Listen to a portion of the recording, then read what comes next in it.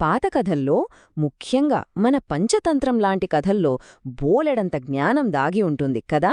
ఈరోజు మనం అలాంటి ఒక కథ గురించే మాట్లాడుకుందాం. స్నేహం, అనుమానం, ఇంకా ముఖ్యంగా నమ్మకం యొక్క అసలు అర్థమేంటో చెప్పే కథ ఇది. అవును. ఇది మనందరికీ ఎప్పుడో ఒకప్పుడొచ్చే డౌటే. అసలు ఎవర్ని నమ్మాలి? ఒకరి మాటల వెనుకున్న అసలు ఉద్దేశమేంటో ఎలా కనిపెట్టాలి? సరే, ఈ కథ విన్నాక మనకు కొన్ని సమాధానాలు దొరుకుతాయేమో చూద్దాం. సో, ఈ కథలో మనకు ఇద్దరు మెయిన్ క్యారెక్టర్స్ ఉన్నారన్నమాట.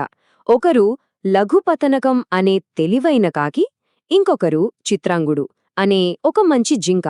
వాళ్ళిద్దరూ బెస్ట్ ఫ్రెండ్స్. వాళ్ల స్నేహానికి ఆధారమే నమ్మకం. అంత హ్యాపీగా సాగిపోతున్న టైంలో ఒక ట్విస్ట్. ఒక జిత్తులుమారి నక్క ఎంట్రీ ఇచ్చింది. అది వచ్చి, నేను కూడా మీతో ఫ్రెండ్షిప్ చేస్తా అని అడిగింది. కాని పాపం ఆ కాకికి మాత్రం మొదటి చూపులోనే దానిమీదెందుకో డౌట్ వచ్చేసింది. సో, తన ఫ్రెండ్ని ఎలాగైనా కాపాడాలి. అందుకే నేరుగా చెప్పడం కన్నా ఒక కథ చెప్తే బాగా అర్థమవుతుందని డిసైడ్ అయింది ఆ కాకి. ఎవర్ని పడితే వాళ్ళని నమ్మితే ఎంత ప్రమాదమో చెప్పడానికి ఒక చిన్న కథ మొదలుపెట్టింది. సరే, మరి కాకి చెప్పిన ఆ కథేంటో చూద్దాం. ఈ కథలో హీరో ఒక ముసలి గుడ్డిగ్రద్ద. దాని పేరు జరద్గవం. అది ఒక చెట్టుమీద ఉంటూ అక్కడ ఉన్న చిన్న చిన్న పక్షి పిల్లలకు కాపలాగా ఉండేది. ఇక ఈ కథలో విలనెవరంటే దీర్ఘకర్ణం అనే ఒక పిల్లి. చాలా జిత్తులమారిది. అక్కడున్న పక్షిపిల్లల్ని చూసి వాటిని ఎలాగైనా తినేయాలని ఒక మాస్టర్ ప్లాన్ వేసింది. చూసారా మాటలెలా ఉన్నాయో? నేను పాపాలన్నీ వదిలేశాను, మీ దగ్గర ధర్మం నేర్చుకోడానికొచ్చాను, నన్ను మీ శిష్యుడిగా చేసుకోండి అంటోంది. ఎంత నాటకమాడుతోందో చూడండి. ఈ తీయటి మాటల వెనుక ఎంత పెద్ద కుట్ర ఉందో. పాపం ఆ ముసలే గుడ్డి గ్రద్ద ఈ పిల్లి నాటకాన్ని నమ్మేసింది. దాని మాయమాటల్లో పడిపోయి సరే అని ఆ పక్షిపిల్లలున్న చెట్టుమీదికి రానిచ్చింది. ఇక చూడండి ఎంత దారుణం జరిగిందో. ఆ పిల్లి దొంగచాటుగా రోజుకొక పిల్లను చంపుకుంటూ తినేసింది. అంతటితో ఆగకుండా ఆ ఎముకల్ని, ఈకల్ని గ్రద్ద ఉండే తొర్రలోనే దాచేసింది. చివరికి పిల్లల తల్లిదండ్రులైన పక్షులొచ్చి చూసి గ్రద్దే తమ పిల్లల్ని చంపిందననుకుని దానిమీద దాడి చేసి చంపేశాయి. చూశారా నమ్మకం ఎలా ప్రాణాల మీదకు తెచ్చిందో? సో, ఈ కథ చెప్పి కాకి దాని నీతిని జింకకు సూటిగా చెప్పింది. ఎవరో కొత్తగా రాగానే వాళ్ళని గుడ్డిగా నమ్మేయొద్దు అని చాలా పవర్ఫుల్ వార్నింగ్ ఇచ్చింది. సరే, ఇప్పుడు మళ్ళీ మన మెయిన్ స్టోరీకి వద్దాం.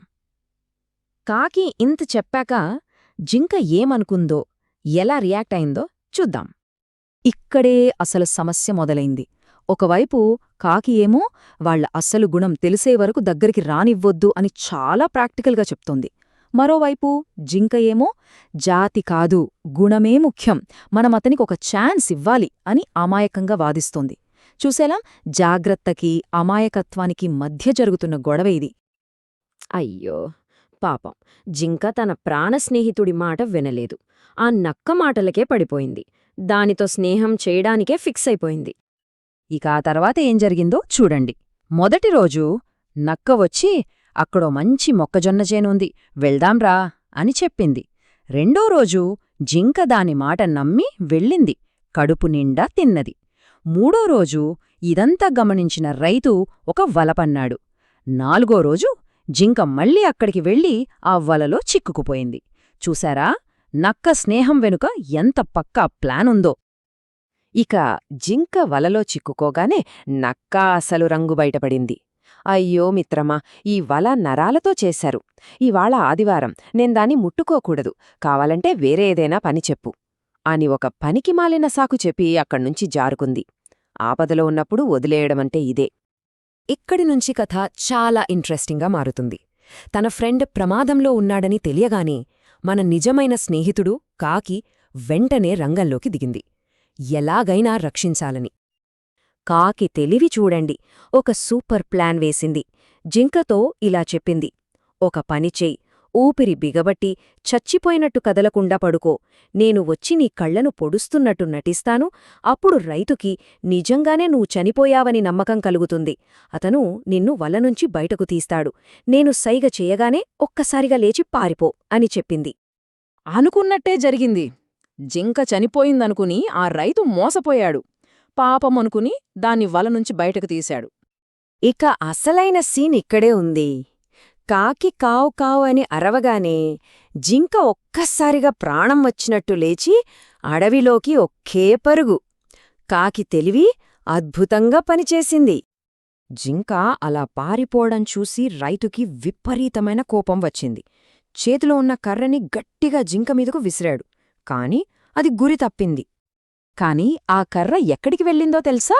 అది జింకను దాటుకుని పక్కనే పొదల్లో దాక్కుని ఇదంతా చూస్తున్న ఆ జిత్తులమారి నక్క తలకు తగిలింది. అంతే, ఆ నక్క అక్కడికక్కడే చచ్చిపోయింది. దీన్నే కర్మ అంటారేమో. తవ్విన గోతిలో తనే పడింది. సరే, ఈ 2 కథల నుంచి, అంటే కాకి చెప్పిన కథ, ఇంకా జింక కథ, ఈ రెండింటి నుంచి మనం నేర్చుకోవాల్సిన ముఖ్యమైన విషయమేంటి? అదేంటంటే, ఒకరి అసలైన గుణం వాళ్ల మాటల్లో కాదు, వాళ్ల చేతల్లో తెలుస్తుంది. ముఖ్యంగా మనకు కష్టం వచ్చినప్పుడు మనతో ఎవరూ ఎలా ఉంటున్నారో అదే వాళ్ల నిజస్వరూపం. చివరిగా ఈ కథ మన ముందొక పెద్ద ప్రశ్నను ఉంచుతోంది. మరి ఈ తియ్యటి మాటలు వెనుక ఉన్న అసలు ఉద్దేశాలని ఎలా కనిపెట్టాలి? ఎలా నేర్చుకోవాలి? ఎందుకంటే నమ్మకమనేది చాలా విలువైంది. దాన్ని ఎవరికి పడితే వాళ్లకి ఇవ్వకూడదు. చాలా జాగ్రత్తగా ఉండాలి.